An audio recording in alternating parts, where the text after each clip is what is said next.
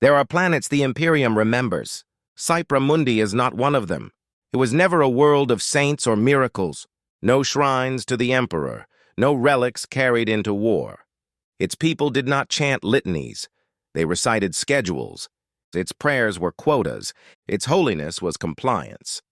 Segmentum Obscurus called it a fortress administratum, a backbone world. Here, the weight of 10,000 subsectors funneled into ledgers, datapads, and ink-stained fingers. Cypra Mundi didn't bleed for the Imperium. It bled others.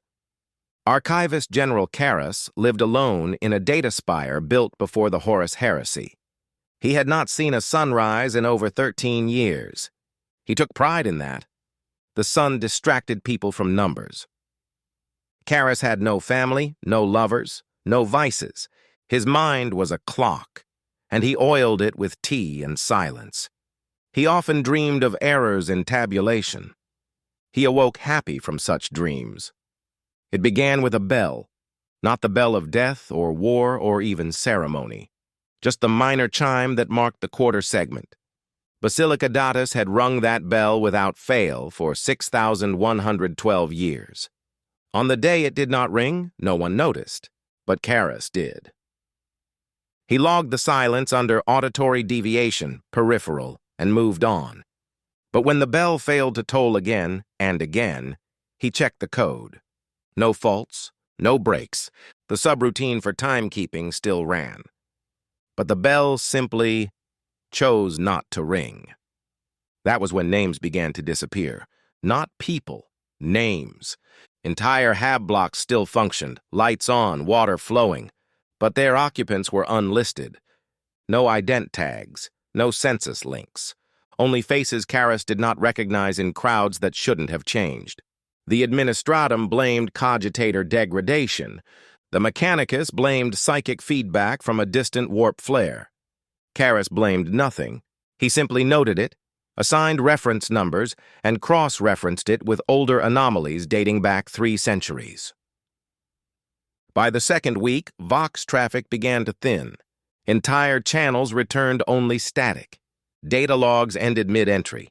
Adepts began filing reports twice without realizing it. Others lost all concept of days. They spoke of repeat hours and shift echoes. One scribe turned in the exact same report 3 times, each time unaware of the duplication. And then the psychers began to scream. Not all at once, not together, but one by one like a metronome of madness. They clawed at their own robes, tore out their tongues, or whispered coordinates that pointed to nowhere. Each death was marked by the same phrase etched into nearby surfaces in blood or bile or something worse. "The count is wrong," Karras logged the phrase. He did not question its meaning. He simply added it to the archive, categorized under unstructured prognostication, heretical unverified. He slept soundly that night. He dreamed of black paper with white ink that refused to dry. The entity did not arrive in thunder or fire. It came as subtraction. Cypra's cogitators still glowed, but their thoughts stopped. Binary streams looped. Liturgical scripts corrupted into recursive prayers to no God. Astropaths stopped transmitting, not from death, but silence. They sat quietly, their eyes fixed on things no one else could see. Some wept numbers, others recited the names of extinct species. One turned to Karras and said, "You overcounted," then bit off her own fingers. Segmentum registry mismatch. Census deviation critical. Initiate silence protocol. Tier Epsilon. The tech priests ignited their own temple. Fire licked at sacred machines. They chanted litanies backward, speaking of gods the Omnissiah had never known. One scrawled in oil upon the floor, "Even the machine spirit forgets." Karras did not attend the burning. He instead reviewed a servitor's memory dump that showed it praying. It had no mouth. It prayed anyway. Inquisitor Melanth of the Ordo Hereticus arrived on day 15. With her came 2 battalions of stormtroopers, 5 black ships, and a dozen sanctioned psychers. She was composed, precise, a scalpel made flesh. She declared the anomalies containable. By day 16, her psychers were dead. By day 17, she was speaking in reversed High Gothic. She began carving census designations into her armor, one for each stormtrooper lost. When asked what she was doing, she replied, "I'm counting what remains." Her stormtroopers began to dream. They woke screaming about hollow Vox hymns. One wrote Karis on the inside of his eyelids in burnt ash. Another shot himself to silence the whisper he said was coming from beneath his boots. The children stopped crying. All of them. Across every creche, every hive level, every zone. Silent. Unblinking. Alive, but not present. Hospices filed emergency psychological discontinuity notices. The administratum marked them pending. No one arrived to review them. Melanth issued a system-wide alert, but the transmission hung, unsent. Her flagship's Vox array refused to acknowledge the signal. The machine spirits had grown quiet. They no longer screamed, they simply watched. That night, she took her own life with a neural displacer. Her final act, carving the word unfinished into the metal of her gun. Karis read her final logs. They were blank, each entry time-stamped, properly archived, but no content remained. He recorded this as data mass loss, pattern cognitive. Then made tea. Purge cycle aborted, emotion protocol detected, recompiling logic spine, failed. At some point, Karis stopped receiving supply requests. Not denied, just gone. Even the requests for requests vanished. He walked through empty corridors that still hummed. Elevators opened and closed for no one. Lights dimmed and brightened to match a schedule that no longer existed. He descended to the data spires. He found servitors sitting still, not deactivated, waiting. One turned to him and said, "You have forgotten how to forget." Then it tore out its own memory core. He did not flinch. He did not cry. He simply logged it. The entity grew curious. It spoke through coolant pipes, through archive vents, through the space between ticks of the system clock. "You know me by omission. I am the breath between numbers. You named everything, and so named me too." Karis watched as an entire data crypt disassembled itself. Not exploded, unwound.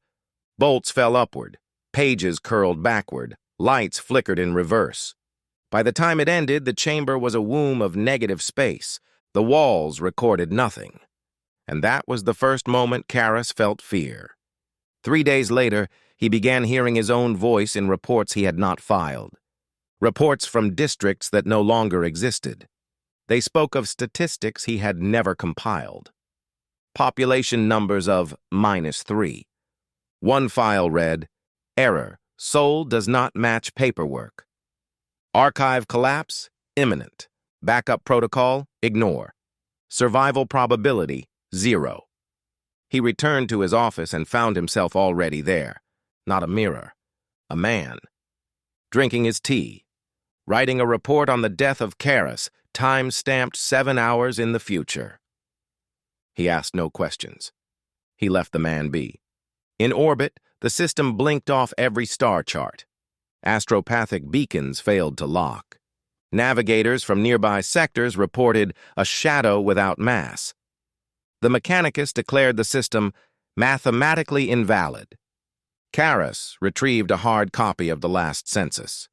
He burned it, page by page, whispering each name as it blackened. When asked why, he said, "If they are gone, they deserve to be mourned." The fire formed a perfect square of ash.